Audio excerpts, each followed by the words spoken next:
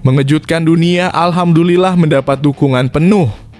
Presiden FIFA unggah foto bareng Jokowi dan Erick Thohir jelang laga Timnas Indonesia versus Jepang dan Arab Saudi. Apa tanda peringatan ini? Publik terkejut saat Presiden FIFA mengunggah foto bersama Presiden Jokowi dan Erick Thohir menjelang laga krusial Timnas Indonesia melawan Jepang dan Arab Saudi. Apa makna tersembunyi di balik momen ini? Siapa yang sebenarnya menjadi perhatian FIFA?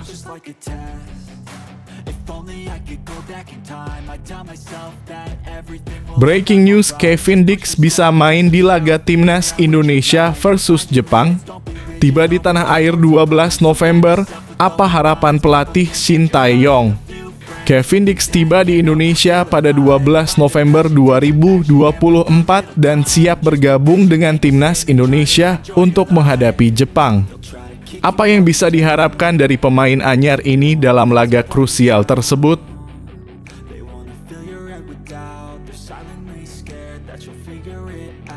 Erick Thohir ungkap Timnas Indonesia dapat dukungan sponsor Rp400 miliar. Apa yang akan terjadi dengan dana sebesar itu? Erick Thohir baru saja mengungkapkan bahwa Timnas Indonesia mendapat dukungan sponsor fantastis sebesar Rp400 miliar. Apa saja yang akan dilakukan dengan dana besar ini? Bagaimana dana tersebut bisa mempengaruhi prestasi Timnas di kompetisi internasional?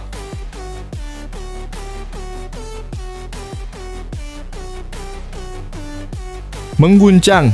Media Jepang sebut Timnas Jepang dalam kondisi darurat hadapi Timnas Indonesia. Apa yang sebenarnya terjadi? Menjelang laga krusial melawan Timnas Indonesia, media Jepang membongkar bahwa tim Hajime Moriyasu dalam kondisi darurat. Bagaimana masalah internal ini bisa mempengaruhi persiapan dan performa tim Jepang di lapangan?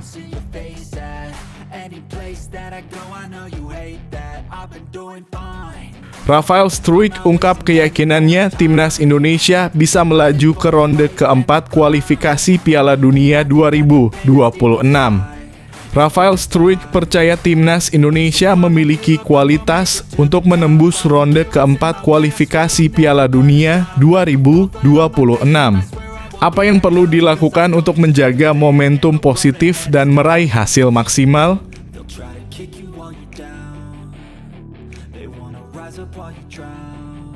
PSSI tantang Shin Tae-yong, Indra Syafri, dan Nova Arianto bawa Timnas Indonesia ke Piala Dunia. Bisakah mereka mewujudkan mimpi ini? PSSI memberi tantangan besar kepada Shin Tae-yong, Indra Syafri, dan Nova Arianto untuk membawa Timnas Indonesia ke Piala Dunia. Apa yang harus mereka lakukan agar misi ini bisa terwujud dan apa saja tantangan yang akan dihadapi?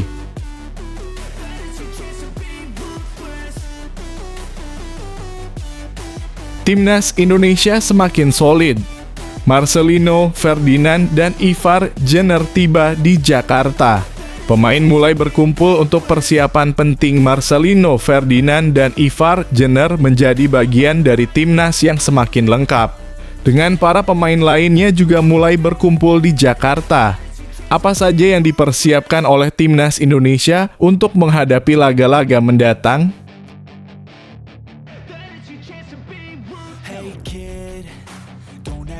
Kejadian mengejutkan di pesawat. Skuad Jepang terpaksa putar balik sebelum akhirnya tiba di Indonesia. Sebelum akhirnya mendarat di Indonesia, skuad Jepang mengalami kejadian dramatis yang mengharuskan mereka kembali ke titik awal penerbangan. Apa dampak dari kejadian ini terhadap persiapan Timnas Jepang menghadapi Indonesia?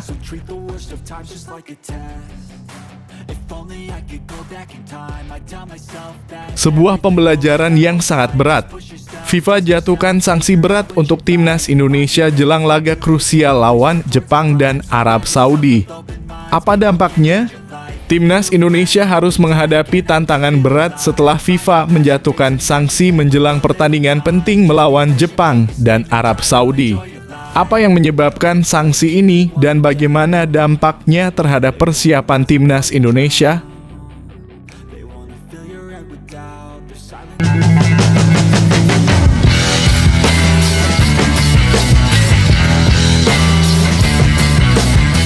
sebelum kita lanjut ke berita terlengkapnya, alangkah mulianya bagi kalian untuk tekan tombol like, dan yang belum subscribe, tolong subscribe channel ini.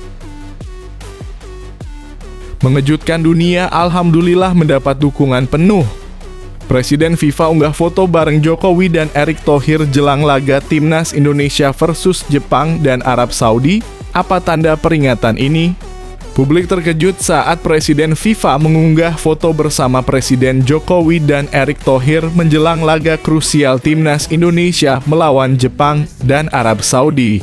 Apa makna tersembunyi di balik momen ini? Siapa yang sebenarnya menjadi perhatian FIFA? Jelang laga terdekat Timnas Indonesia, Presiden FIFA Gianni Infantino mengunggah foto bersama Presiden ke-7 Indonesia Joko Widodo dalam kurung Jokowi dan Ketum PSSI Erick Thohir.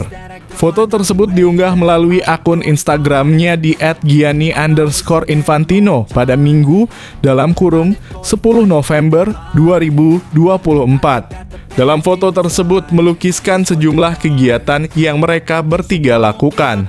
Foto yang ia unggah tak butuh waktu lama untuk dapat ratusan ribu tanda suka. Foto tersebut sengaja ia unggah meskipun foto tersebut bukan merupakan foto terbarunya, melainkan foto dari pertemuan mereka pada tahun lalu.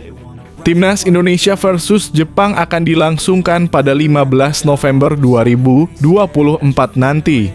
Sedangkan Indonesia versus Arab Saudi pada 19 November. Kedua pertandingan akan digelar di Stadion Utama Gelora Bung Karno dalam kurung SUGBK Jakarta. Skuad asuhan Sintayong akan berlaga di hadapan puluhan ribu supporter sendiri. Dalam keterangan unggahannya, ia memberi keterangan akan peringatan suatu hal. Ia memperingati 1 tahun peresmian kantor FIFA di Indonesia bersama Presiden Republik Indonesia ke-7 Jokowi dan Ketua Umum PSSI Erick Thohir. Foto yang diunggah adalah kenangan peristiwa yang tepat terjadi setahun lalu. Sebagaimana diketahui, kantor FIFA di Indonesia diresmikan pada 10 November 2023 silam bersama Jokowi bersama dirinya dan Erick Thohir. Pada hari ini tahun lalu, saya senang membuka kantor FIFA di Jakarta bersama Presiden Republik Indonesia Joko Widodo dan Presiden PSSI Erick Thohir, tulis dia. Adapun keterangan lengkap dia yang ditulis dalam caption foto adalah sebagai berikut: FIFA tetap berkomitmen untuk melayani semua 211 asosiasi anggota FIFA dan untuk itu kami ingin memperluas jangkauan kami dan hadir di sebanyak mungkin belahan dunia. Peresmian kantor ini merupakan langkah lain dalam mencapai pengembangan sepak bola yang inklusif dan global, ucap Gianni Infantino. Terima kasih Ketua Umum PSSI Erick Thohir dan tim Anda, kami berharap dapat melanjutkan kolaborasi yang sukses ini, kata Infantino.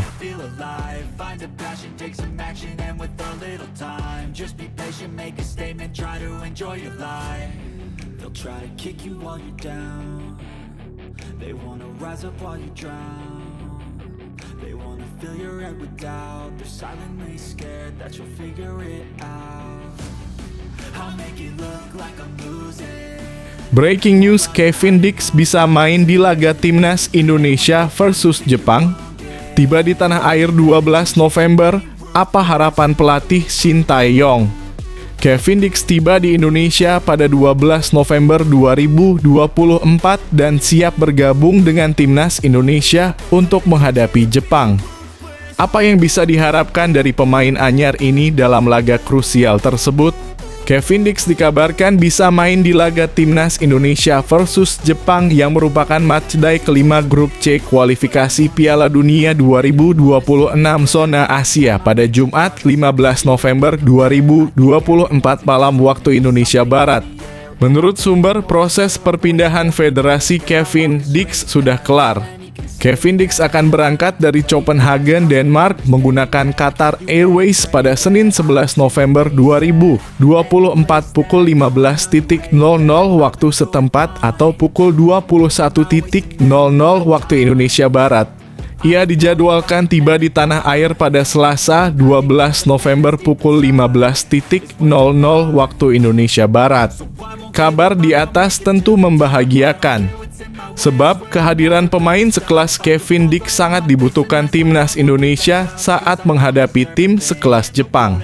Ditambah lagi, timnas Indonesia kemungkinan tak bisa diperkuat sang bek andalan Mads Hilgers yang mengalami masalah hamstring sejak pekan lalu.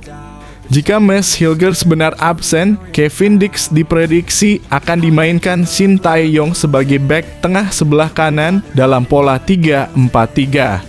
Sementara itu, jika Mads Hilgers di luar dugaan bugar, Kevin Dix akan diperankan sebagai wingback kanan. Kevin Dix dikenal sebagai versatile player alias pemain yang dapat beroperasi di beberapa posisi. Selain bek tengah, pesepak bola 28 tahun ini dapat dioperasikan sebagai fullback atau wingback kanan atau kiri, gelandang sentral hingga winger kanan atau kiri. Harapannya kehadiran Kevin Dix dapat meningkatkan kemampuan timnas Indonesia untuk meraih poin saat menjamu Jepang dalam kurung 15 November 2024 dan Arab Saudi dalam kurung 19 November 2024. Timnas Indonesia ditargetkan PSSI meraih 4 angka dalam 2 laga di atas. Tambahan poin dibutuhkan timnas Indonesia untuk memperlebar kesempatan lolos ke babak keempat kualifikasi Piala Dunia 2026 zona Asia. Sekarang hingga memainkan 4 pertandingan grup C, timnas Indonesia duduk di posisi 5 dengan 3 angka.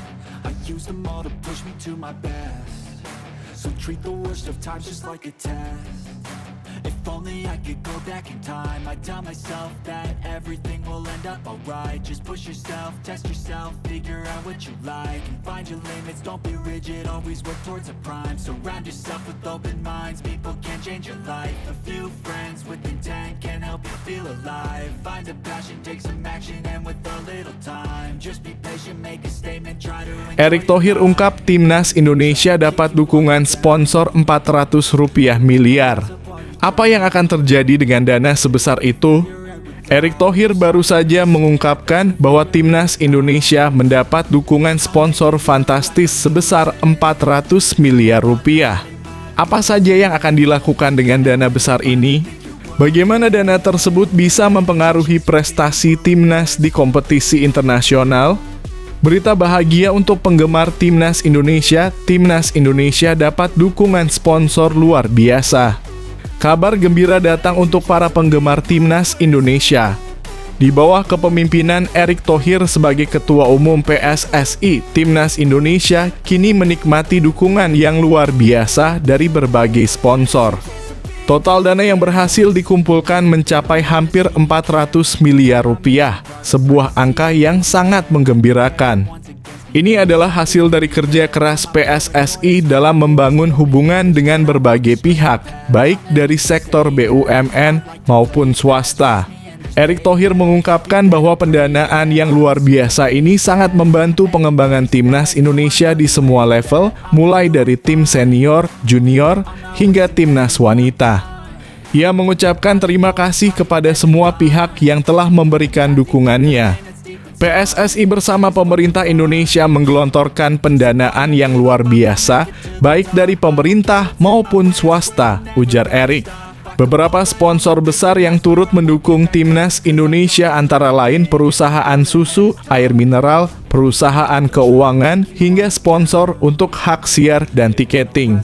Ini jumlah yang luar biasa dan menunjukkan bahwa PSSI bekerja secara profesional dan transparan, tambahnya.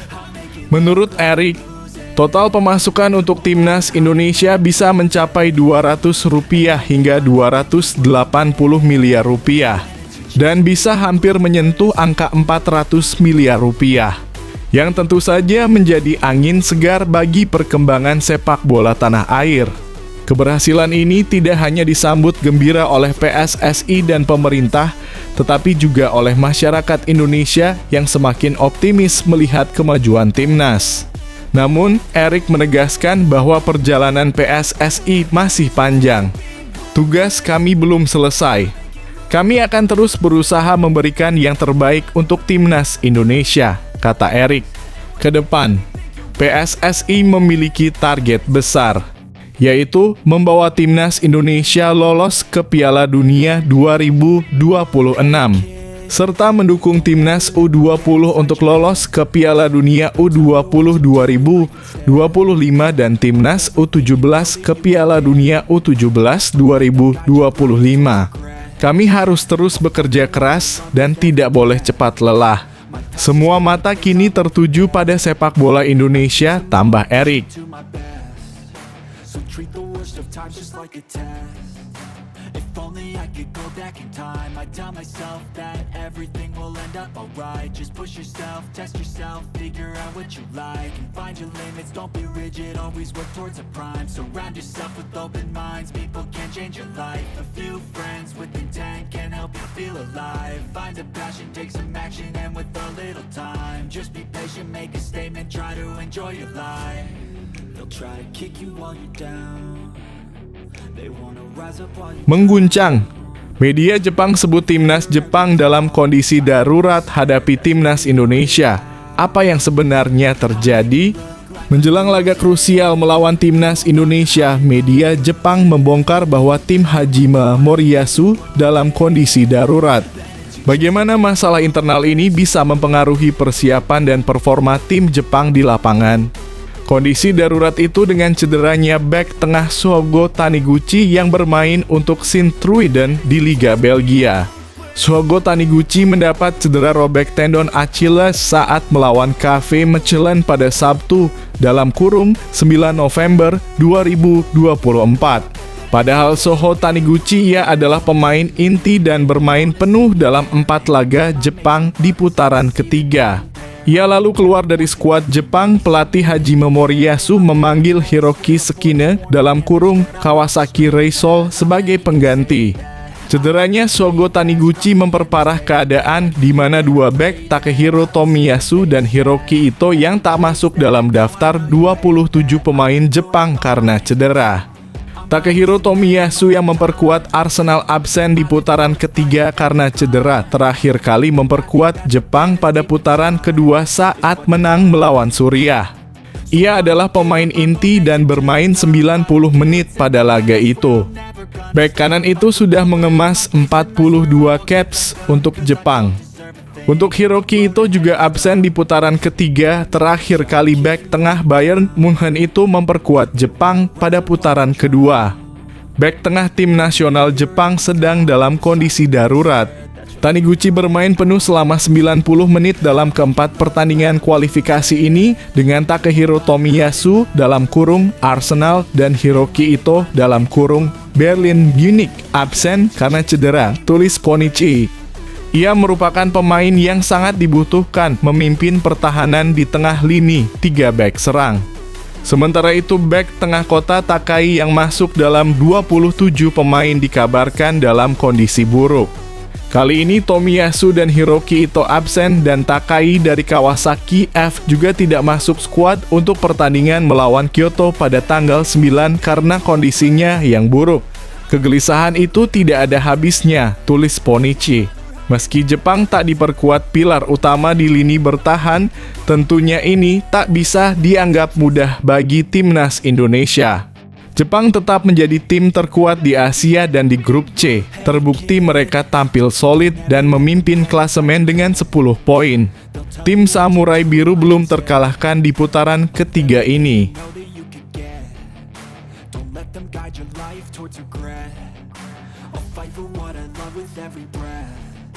My past is filled with things I won't forget. I use them all to push me to my best. So treat the worst of times just like a test. If only I could go back in time, I'd tell myself that everything will end up alright. Just push yourself, test yourself, figure out what you like, and find your limits, don't be rigid, always work towards a prime. Surround yourself with open Rafael Struijk ungkap keyakinannya timnas Indonesia bisa melaju ke ronde keempat kualifikasi Piala Dunia 2026. Rafael Struijk percaya timnas Indonesia memiliki kualitas untuk menembus ronde keempat kualifikasi Piala Dunia 2026. Apa yang perlu dilakukan untuk menjaga momentum positif dan meraih hasil maksimal? Rafael Struijk ingin skuad timnas Indonesia segera move on agar bisa menghadapi dua laga berat lawan Jepang dan Arab Saudi di ronde ketiga kualifikasi Piala Dunia 2026. Penyerang Brisbane Roar tersebut jadi salah satu nama yang dipanggil Shin Tae-yong ke skuad timnas Indonesia. Timnas Indonesia bakal menghadapi Jepang dan Arab Saudi pada November 2024. Laga tersebut bakal digelar pada 15 dan 19 November 2024. Rafael Struijk mengaku ingin segera melupakan dua hasil negatif saat skuad Garuda bertemu Bahrain dan Cina.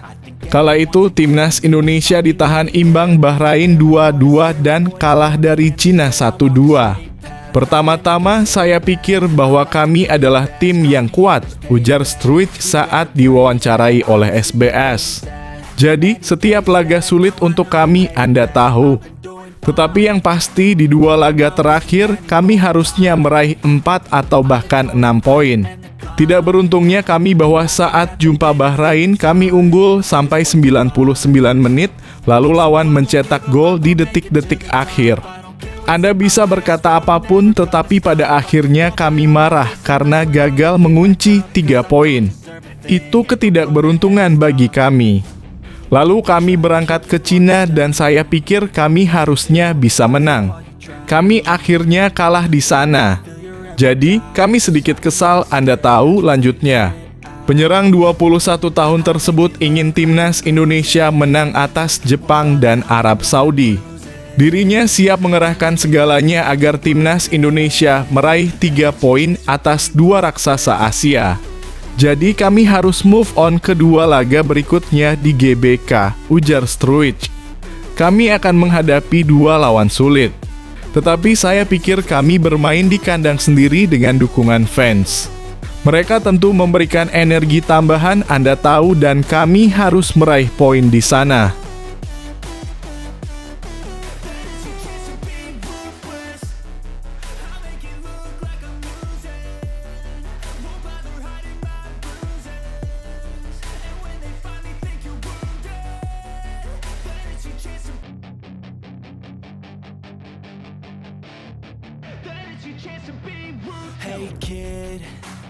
PSSI tantang Shin Tae-yong, Indra Syafri, dan Nova Arianto bawa timnas Indonesia ke Piala Dunia. Bisakah mereka mewujudkan mimpi ini? PSSI memberi tantangan besar kepada Shin Tae-yong, Indra Syafri, dan Nova Arianto untuk membawa timnas Indonesia ke Piala Dunia. Apa yang harus mereka lakukan agar misi ini bisa terwujud dan apa saja tantangan yang akan dihadapi? Ketua Umum PSSI Erick Thohir meminta kepada 3 pelatih di timnas Indonesia agar bisa membawa tim merah putih tampil di Piala Dunia. Ketiga pelatih itu adalah Shin Tae-yong, Indra Syafri, dan Nova Arianto. Shin Tae-yong saat ini tengah berjuang bersama timnas Indonesia di putaran ketiga kualifikasi Piala Dunia 2026 zona Asia. Juru taktik asal Korea Selatan itu ditargetkan bisa menembus putaran keempat kualifikasi Piala Dunia 2026 zona Asia. Setelah itu target selanjutnya adalah mendapatkan tiket ke Piala Dunia 2026. Selanjutnya ada Indra Syafri yang sudah sukses membawa timnas U20 Indonesia ke Piala Asia U20 2025. Pelatih asal Padang, Sumatera Barat itu akan berjuang bersama timnas U20 Indonesia di Piala Asia U20 2025 yang bergulir pada 6 hingga 23 Februari 2025 di Cina. Timnas U20 Indonesia tergabung ke dalam grup C bersama Uzbekistan, Iran, dan Yaman. Indra Syafri diharapkan bisa membawa Garuda Muda menembus babak semifinal Piala Asia U20 2025. Dengan begitu, timnas U20 Indonesia akan mendapatkan tiket ke Piala Dunia U20 2025 yang digelar di Chili pada 27 September sampai 19 Oktober 2025. Terakhir ada Nova Arianto yang diminta bisa membawa timnas U17 Indonesia lolos ke Piala Dunia U17 2025. Timnas U17 Indonesia lolos ke Piala Asia U17 2025. Turnamen itu akan digelar di Qatar pada 3 hingga 20 April 2025. Belum diketahui siapa saja lawan timnas U17 Indonesia di Piala Asia U17 2025. Namun yang pasti, Nova Arianto diharapkan bisa membawa timnas U17 Indonesia lolos ke semifinal Piala Asia U17 2025. Sebab dengan begitu Garuda Asia akan lolos ke Piala Dunia U17 2025 yang digelar di Qatar pada akhir tahun depan. Dalam evaluasi saya kepada Coach Shin Tae-yong, Coach Indra Syafri, dan Coach Nova Arianto, targetnya sekarang sama saja. Ketiga pelatih ini mendapatkan target untuk lolos ke Piala Dunia. Jadi saya tidak membedakan Coach Shin Tae-yong, Coach Indra Syafri, dan Coach Nova Arianto. Pokoknya janjinya waktu mau bawa timnas Indonesia ke Piala Dunia, kata Erick Thohir. Untuk Shin Tae-yong, perjuangan membawa timnas Indonesia ke Piala Dunia 2026 sudah diuji. Don't ever let them get inside your head. They'll tell you what to do in life instead of everything you know that you could get. Don't let them guide your life towards regret. I'll fight for what I love with every breath. My past is filled with things I won't forget. I use them all. Timnas Indonesia semakin solid. Marcelino, Ferdinand, dan Ivar Jenner tiba di Jakarta. Pemain mulai berkumpul untuk persiapan penting. Marcelino, Ferdinand, dan Ivar Jenner menjadi bagian dari timnas yang semakin lengkap. Dengan para pemain lainnya juga mulai berkumpul di Jakarta. Apa saja yang dipersiapkan oleh timnas Indonesia untuk menghadapi laga-laga mendatang? Para pemain timnas Indonesia sudah mulai berkumpul di Jakarta jelang kualifikasi Piala Dunia 2026 zona Asia. Sejumlah pemain yang baru menyelesaikan laga akhir pekan ini mulai terbang ke Jakarta. Maarten Paes yang sudah menyelesaikan kompetisi MLS 2024 jadi pemain diaspora perdana yang terbang ke Jakarta. Selain Paes, ada Sandy Walsh yang juga sudah tiba di Jakarta. Kehadirannya dikonfirmasi dari Instagram Story Maarten Paes pada Minggu dalam kurung 10 November 2024. Minggu yang penting dengan 2 pertandingan besar di GBK, ujar Paes. Saatnya untuk fokus, tulis Maarten Paes dalam keterangan unggahan foto dirinya bermain membela timnas Indonesia. Selain itu, sudah ada 2 nama lagi yang baru saja hadir ke Jakarta. Keduanya adalah Marcelino Ferdinand dan Ivar Jenner. Kabar tersebut dikonfirmasi dari Instagram Story Ivar Jenner. Saat itu keduanya diketahui datang ke Jakarta secara bersama-sama. Patut diduga bahwa keduanya berada dalam satu pesawat saat ke Jakarta. Timnas Indonesia bakal memulai kumpul ke pemusatan latihan pada 10 November 2024. Pemusatan latihan bakal digelar di Jakarta. Saat itu skuad Garuda harus siap-siap hadapi 2 laga berat.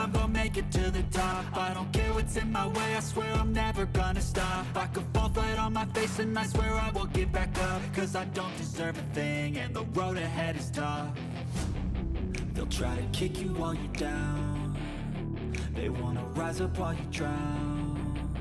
They wanna fill your head with doubt. They're silently scared that you'll figure it out. I'll make it look like I'm losing. Won't bother hiding my bruises. Kejadian mengejutkan di pesawat. Skuad Jepang terpaksa putar balik sebelum akhirnya tiba di Indonesia. Sebelum akhirnya mendarat di Indonesia, skuad Jepang mengalami kejadian dramatis yang mengharuskan mereka kembali ke titik awal penerbangan. Apa dampak dari kejadian ini terhadap persiapan timnas Jepang menghadapi Indonesia? Penerbangan skuad Jepang ke Indonesia sempat mengalami masalah menakutkan di pesawat. Hingga akhirnya tim asuhan Haji Memoriasu itu sudah tiba di Bandara Internasional Soekarno-Hatta, Tangerang, Banten, Senin dalam kurung 11 November 2024. Semula para pemain Jepang akan bertolak ke Indonesia melalui Bandara Haneda, Tokyo pada Minggu dalam kurung 10 November 2024 pukul 10.15 waktu sana. Dijadwalkan Jepang akan tiba di Terminal 3 Bandara Internasional Soekarno-Hatta pada pukul 16.15 waktu Indonesia Barat. Para pemain Jepang pun masuk ke dalam pesawat All Nippon Airways dalam kurung ANA untuk bertolak ke Indonesia. Setelah lepas landas ke udara, terjadi sebuah masalah yang cukup membahayakan bagi skuad Jepang. Dilansir dari Nikkei Sports, pesawat bernomor NH855 itu mengalami masalah. Hingga akhirnya pesawat tersebut putar balik ke Bandara Haneda. Para pemain Jepang dan penumpang lainnya harus turun dari pesawat tersebut. Federasi Sepak Bola Jepang dalam kurung JFA juga sudah mengumumkan kejadian itu. Para pemain telah turun dari pesawat dan menunggu di dekat Bandara Haneda. Skuad Jepang akan berangkat ke Indonesia dengan pesawat pengganti pada malam hari. Ini diambil karena terjebak dalam situasi yang tidak terduga, tulis Nikkei Sports. Para pemain Jepang harus menunggu waktu yang sangat lama untuk terbang ke Indonesia. Mereka mendapatkan jadwal terbang baru pada pukul 20.12 waktu Jepang. Dijadwalkan skuad Jepang akan tiba di Indonesia pada Senin dalam kurung 11 November 2024 pukul 01.32 waktu Indonesia Barat. Tentu saja ini akan menjadi sebuah kerugian bagi Jepang jelang melawan timnas Indonesia. Pastinya para pemain Jepang kelelahan karena harus menunggu sekitar 10 jam untuk berangkat ke Indonesia. Jepang dijadwalkan akan menjalani 2 pertandingan tandang pada grup C putaran ketiga kualifikasi Piala Dunia 2026 zona Asia. Pertama, Jepang akan melawan timnas Indonesia pada laga kelima grup C putaran ketiga kualifikasi Piala Dunia 2026 zona Asia.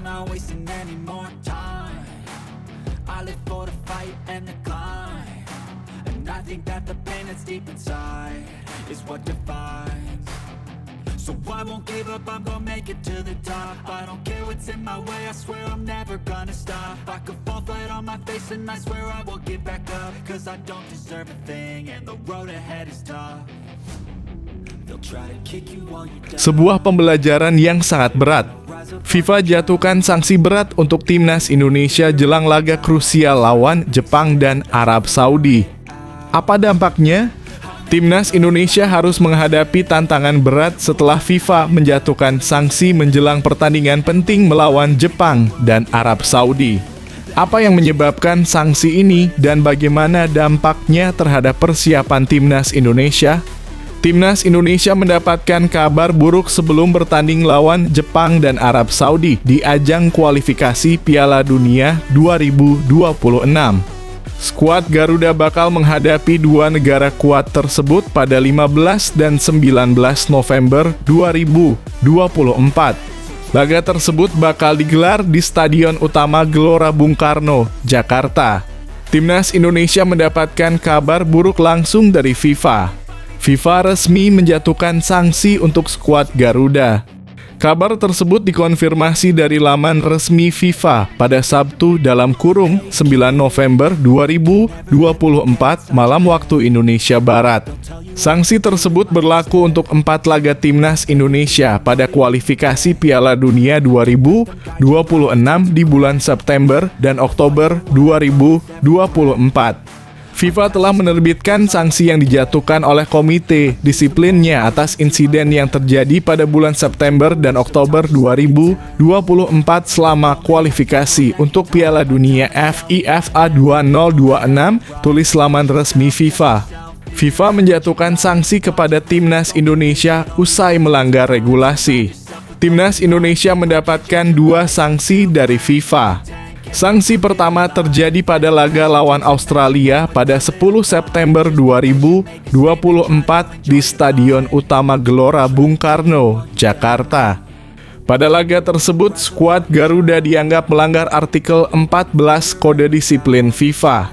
Timnas Indonesia dianggap terlambat kick-off sesuai jadwal yang ditentukan. Berdasarkan regulasi, FIFA memberikan peringatan untuk Timnas Indonesia. Namun, tindakan tersebut kembali terulang saat Timnas Indonesia bertandang ke markas Cina pada 15 September 2024. Karena itu, FIFA tak segan-segan memberikan sanksi lebih keras. FIFA menjatuhkan sanksi denda sebesar 10.000 Swiss franc dalam kurung 179 juta rupiah. Sanksi belum berhenti sampai situ. Dua staf di skuad Timnas Indonesia juga ikut terkena sanksi FIFA. Dua orang yang dimaksud adalah Sumarji dalam kurung manajer dan Kim Jong Jin dalam kurung asisten pelatih. Berdasarkan regulasi, FIFA memberikan peringatan untuk Timnas Indonesia. Namun, tindakan tersebut kembali terulang saat Timnas Indonesia bertandang ke markas Cina pada 15 September 2024. Karena itu, FIFA tak segan-segan memberikan sanksi lebih keras. FIFA menjatuhkan sanksi denda sebesar 10.000 Swiss franc dalam kurung 179 juta rupiah. Sanksi belum berhenti sampai situ. Dua staf di skuad Timnas Indonesia juga ikut terkena sanksi FIFA. Dua orang yang dimaksud adalah Sumarji dalam kurung manajer dan Kim Jong Jin dalam kurung asisten pelatih. Daftar sanksi FIFA untuk Timnas Indonesia 10 September 2024 laga Timnas Indonesia versus Australia, kesalahan kick-off tertunda, sanksi peringatan 15 Oktober 2024 Cina versus Timnas Indonesia, kesalahan kick-off tertunda, sanksi denda CHF 1-0.